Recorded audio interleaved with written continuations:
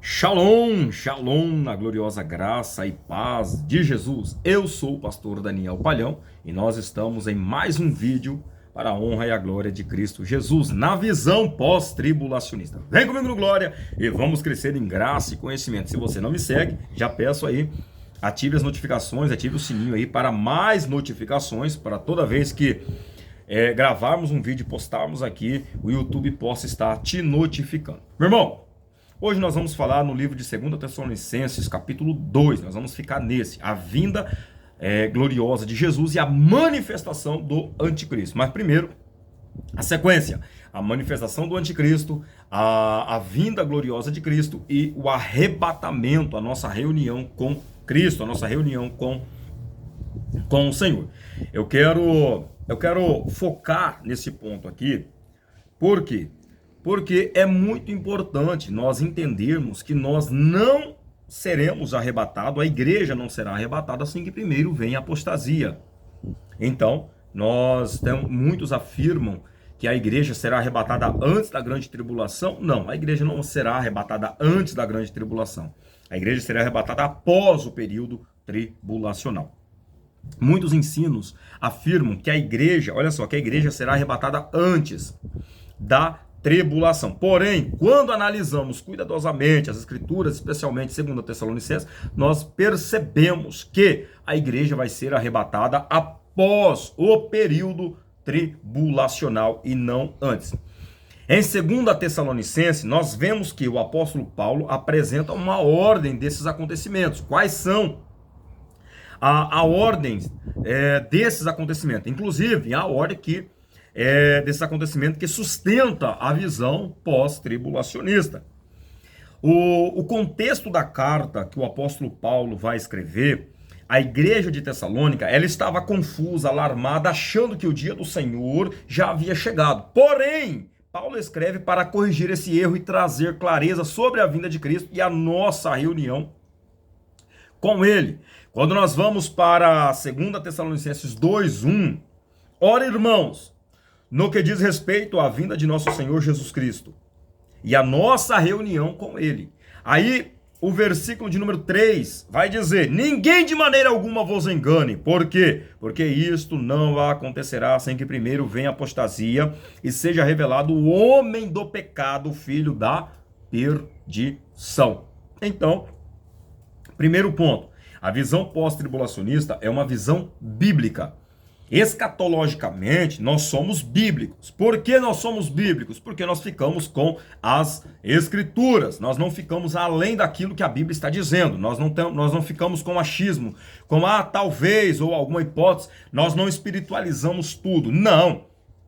É a realidade. Eu, principalmente, sou um pós-tribulacionista convicto e eu fico com aquilo que a Escritura diz. Eu fico com a realidade bíblica e não com achismo. Eu não fico com aquela ideia que surgiu no ano de 1830 com John Nelson Darby e Margaret MacDonald. Não, hipótese nenhuma. Eu fico com a Bíblia Sagrada, que tem mais de 2000 anos de história. Quando nós olhamos a vinda de Jesus e a nossa reunião com ele, ou seja, ele está falando de um mesmo evento. Do mesmo evento. Muitos chamam de arrebatamento. Olha só, a afirmação central de Paulo é direto. Quando ele vai dizer que ninguém de maneira alguma vos engane, porque isso não acontecerá sem que primeiro venha a apostasia e seja revelado o homem do pecado, filho da perdição. O ponto de defesa chave aqui, a vinda e a nossa reunião com ele não acontece antes da manifestação do anticristo. A igreja não vai ter esse encontro, a igreja não será arrebatada sem que primeiro venha a apostasia e seja revelado, sem que apostasia é o quê? Muitos desviarem da fé, abandono da fé, e seja revelado o homem do pecado. Qual o homem do pecado? O homem do pecado é o anticristo. E a ordem segue, a ordem é clara. Apostasia, a manifestação do anticristo, a vinda gloriosa de Cristo e a nossa reunião com ele. Cristo vem e nós teremos esse encontro com o Senhor. Será uma vinda visível também. O anticristo se manifesta antes da vinda. Primeiro o anticristo se manifesta. Paulo descreve o anticristo como alguém que se opõe contra Deus, se levanta contra tudo aquilo que adora, que se chama Deus. 2 Tessalonicenses 2,4. Só depois disso é que Paulo vai fazer a declaração de que a igreja então será arrebatada. Veja bem, Paulo vai declarar: então será revelado o iníquo, a quem o Senhor destruirá com assopro de sua boca, e o extinguirá pela manifestação da sua vinda. A vinda de Cristo será uma vinda gloriosa, será uma vinda poderosa, e então nessa vinda o maligno será destruído com o assopro da sua boca, o anticristo. Meu querido, nós temos que ficar com aquilo que as escrituras diz. Não tem um arrebatamento secreto, não tem um arrebatamento antes. Por quê? Porque a Bíblia não diz. A Bíblia não diz que a igreja será arrebatada antes, ou melhor, antes da grande tribulação, e sim depois, logo após a tribulação daqueles dias. Ou seja, o anticristo, ele já está atuando. A Bíblia diz que há muitos anticristos. Nós não temos uma manifestação do anticristo que vai perseguir globalmente, mas nós temos a manifestação de muitos anticristos. Quem são? Todo aquele que se levanta contra Deus, que persegue a igreja. E a igreja está sendo perseguida ao redor do mundo. A igreja ainda está presente dentro desse contexto de perseguição, da qual, de 2 Tessalonicenses, a qual nós estamos analisando. A igreja volta, olha só, Cristo volta para quê? Para destruir quem? O anticristo. Quando Cristo vier, ele vai vir para destruir o anticristo. E a igreja estará nesse contexto. A igreja, o povo de Deus sempre esteve passando por perseguição, sempre houve perseguição. Deus sempre promoveu o livramento. Mateus 24, 29 e 31 vai dizer, logo depois do que? Da tribulação. Apocalipse 19, aí vai falar da volta gloriosa de Cristo. O erro de separar a igreja da tribulação é muito grande, meu querido. Mas nós não vamos passar, porque o que nós passamos, mas quem nós passamos? A igreja não está passando luta, a igreja não está passando dificuldade. A igreja brasileira, não. Igrejas ao redor do mundo, no Sudão e outros países, na África e outros países que perseguem o povo de Deus, sim, eles estão passando luta, estão sofrendo perseguição, mas a igreja brasileira não. A igreja brasileira está em uma mordomia muito grande. Paulo nunca ensinou que a igreja escaparia da grande tribulação.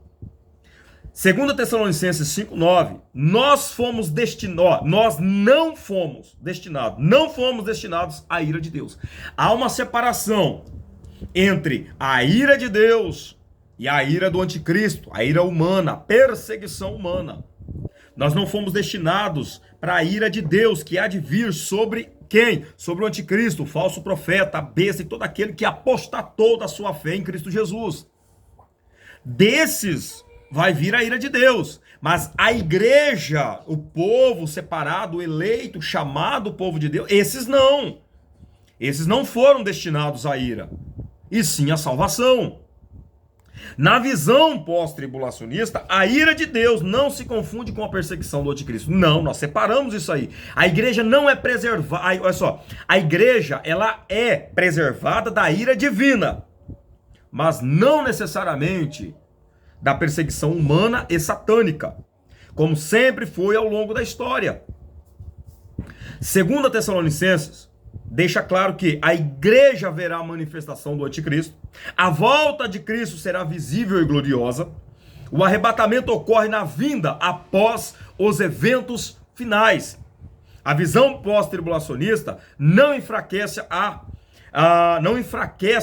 a esperança da igreja. Pelo contrário, meu querido, ela fortalece na perseverança, vigilância, fidelidade até o fim. Mateus 24:13 vai dizer, mas aquele que perseverar até o fim será salvo.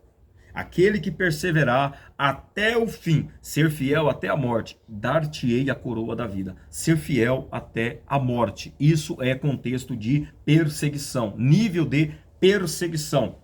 Ser fiel até a morte. Inclusive hoje, seja fiel, mesmo que não esteja sofrendo um nível de perseguição, que você não esteja sendo perseguido, atribulado, meu querido, se você morrer com Cristo, seja fiel até a tua morte e você terá a salvação.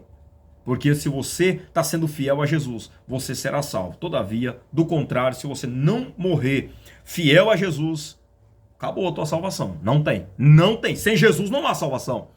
Então, a minha defesa é na visão pós-tribulacionista. Nós estaremos no contexto de perseguição, não sei nós nesse período, mas a igreja, quando eu falo nós, a igreja estará passando pelo período tribulacional.